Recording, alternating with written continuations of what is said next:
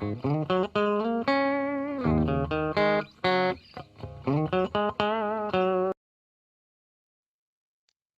To mathematics by JD बच्चों।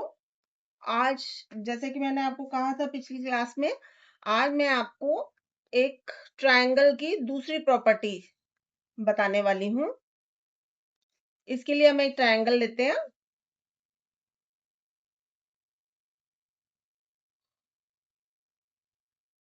Right angle triangle ले लेते हैं और इसकी इस साइड को आगे एक्सटेंड कर देते हैं।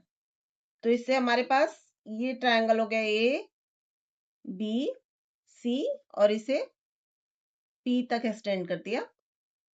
अब हमारे पास तीन एंगल ये तो है ही,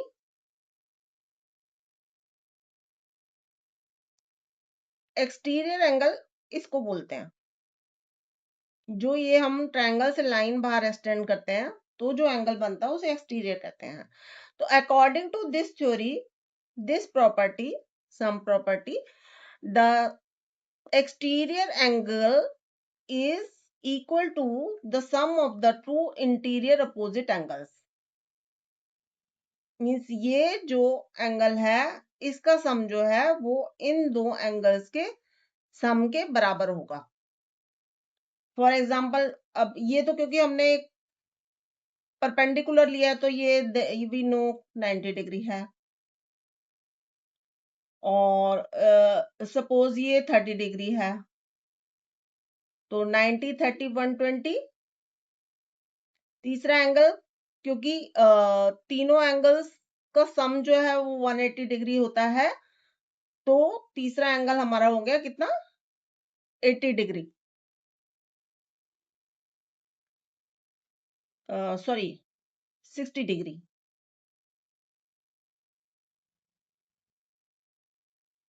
60 डिग्री। तो अब हमें ये वाला एंगल निकालना है। तो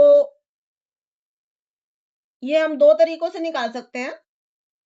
एक तो ये हम जैसे कि देख रहे हैं ये है लीनियर पेयर। तो linear pair sum of linear pair angle is equal to 180 degree. तो हमारे पास एक एंगल है 60 डिग्री का, तो 180 में से 60 गए, बचा 120। तो ये एंगल हमारे पास आ गया 120। तो अब इससे हमारी दूसरी प्रॉपर्टी भी जो है वो भी आप देखोगे प्रूव हो गई है।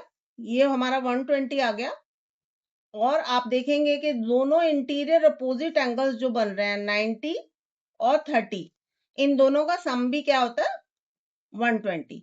तो इससे हमारी ये प्रॉपर्टी भी प्रूव हो गई। तो इससे रिलेटेड आगे क्वेश्चंस आ जाते हैं कि आपको ये एंगल नहीं दिया हुआ होगा, ये एंगल दिया हुआ होगा, या ये एंगल नहीं दिया होगा, एक एंगल नहीं दिया होगा, वो निकालना होगा। तो इससे रिलेटेड कुछ क्वेश्चंस हैं जो हम अगली वीडियोस में करेंगे। Thanks for watching. Please like, subscribe and comment. Thank you बच्चों।